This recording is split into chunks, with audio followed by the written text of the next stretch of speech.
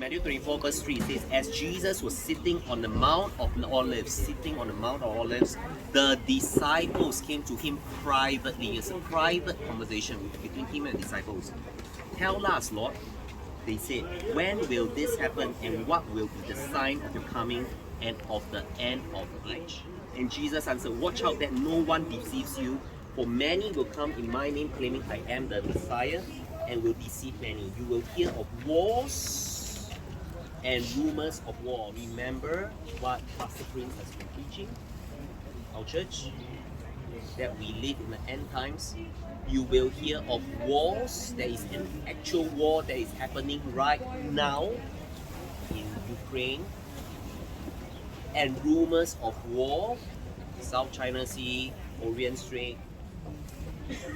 You will hear of wars and rumors of war, but see to it that you are not alarmed. He's telling his disciples, his, in our case, children, because back then, disciples are not saved yet. Now, they are all saved. He's telling us, don't be alarmed.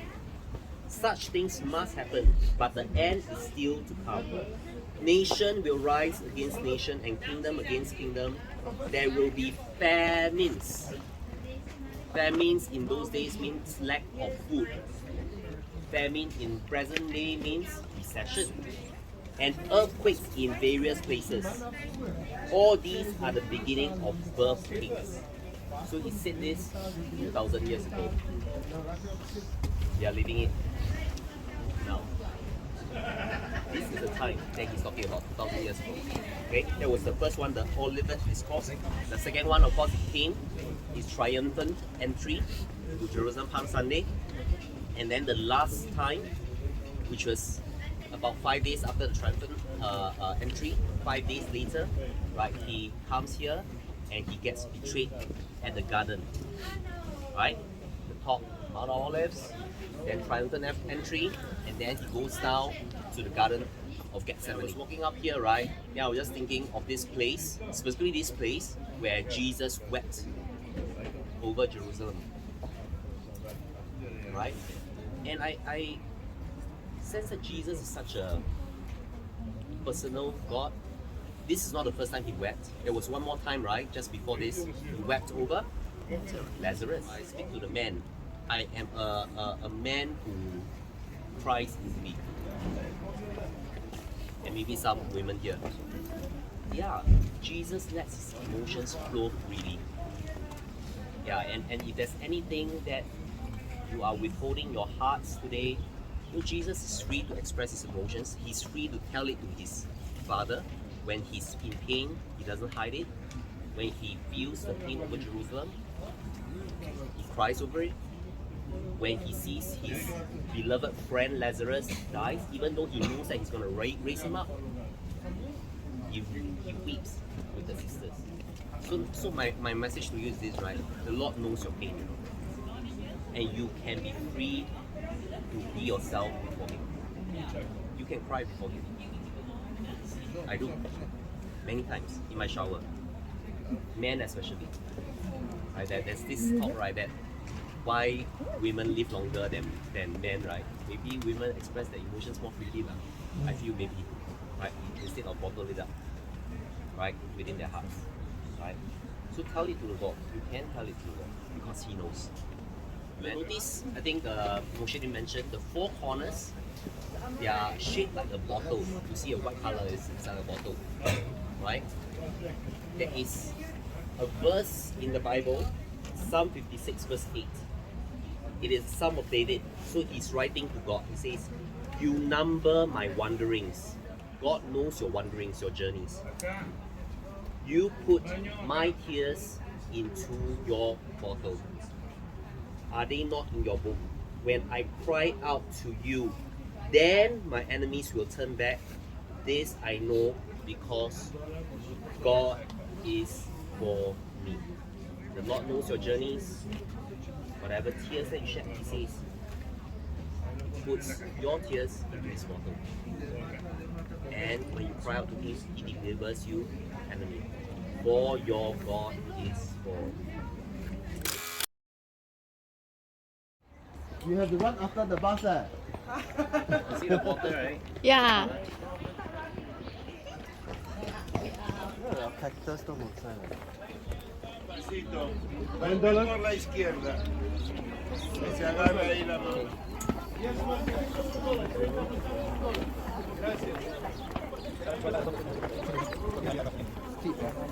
That's why I say if you're going to walk down, it's worse that because now you can test your toes against your hiking But shoes. imagine, I think they just lay the palm on the floor, on the side, not on the floor where Jesus walk on.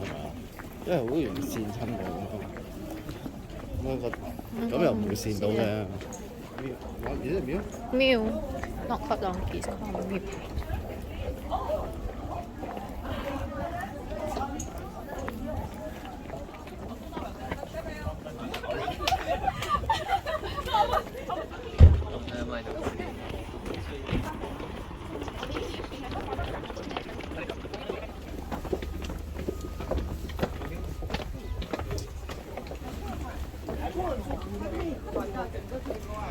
Come close.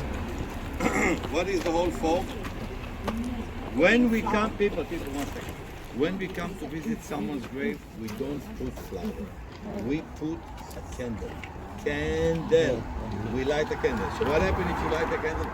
When we know the person, we come and we leave a stone. How many of you saw the movie Schindler's List? Yes. What happened in the end of the movie?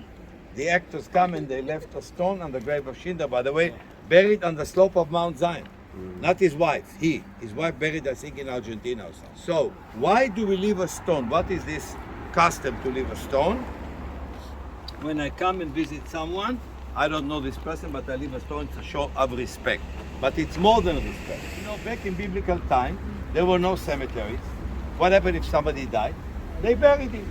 Where did they bury him? In the field. In the field, close to his home. So what happened when you put somebody in the ground? What happened? Decay. No, besides the decay. The animals are smelling. When the animals smell, what does it have to do? Dig it. So what happened if you pile stone on top? You make it difficult for the animal to do it, right? And the more stones you pile, the more difficult. At the same time, you are helping to create what we call in Hebrew an everlasting monument. Everlasting, because it's forever. So the expression in Hebrew of the piling of stone is gal ed. Now we understand where it comes from. It comes from practicality, but we follow that practicality. And today when we come to visit, we don't need, no animal can dig here, but we still use what we used to do in biblical time. And today, because of a lack of space all over the country, we bury more than one. So the first one to die, usually it's us, the man. So it happened. They bury, they put on top of him like a plate of cement, but they put, in other words, he is connected to soil because it's dust to dust. They put on top of it some sort of cement, then they put more earth, soil, so the other person also touch soil. You have to touch soil. No matter, even if we bury you in what you call sort of condominium in a way, there has to be, because dust to dust, dust to dust. And we wrap the body. We wrap it like in a prayer shop. Okay, we wrap the body. We don't bury in casket unless it's a soldier who died in the line of duty. Die in the line of duty. You understand why? Sometimes the body is mutilated. Exactly. We put it in a casket, but there is still hole, so there is going to be sort of touching the dust.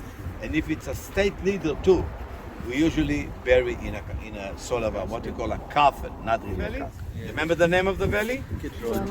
Kidron or Jehoshaphat. Jehoshaphat. God will judge. Jehoshaphat. God will judge.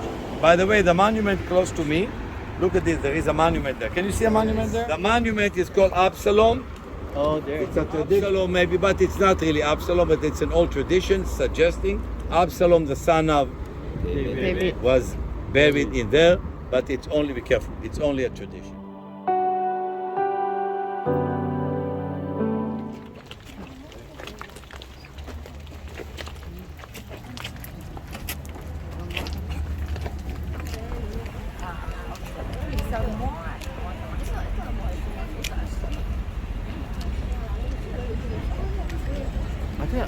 即係等佢哋換錢啱啱。لا مش من هنا.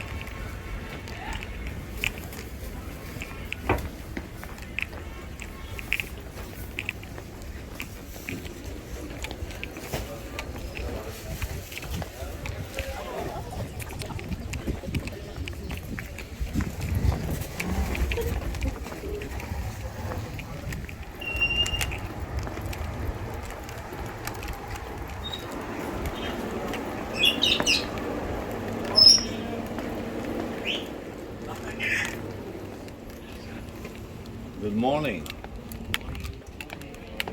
So we are in the Muslim quarter, right?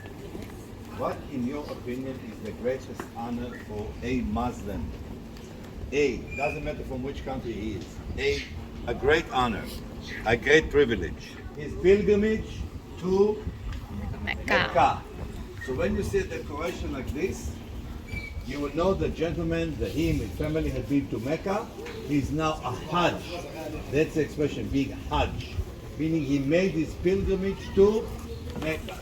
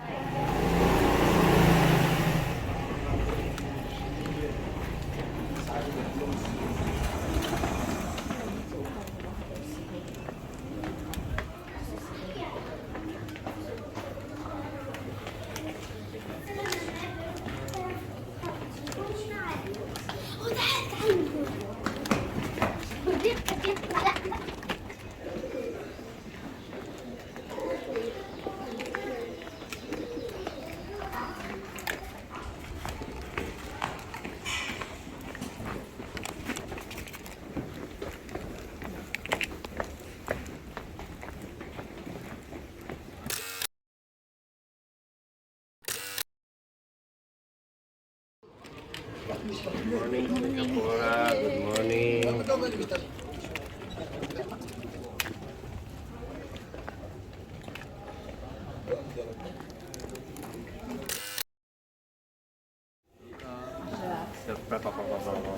High five.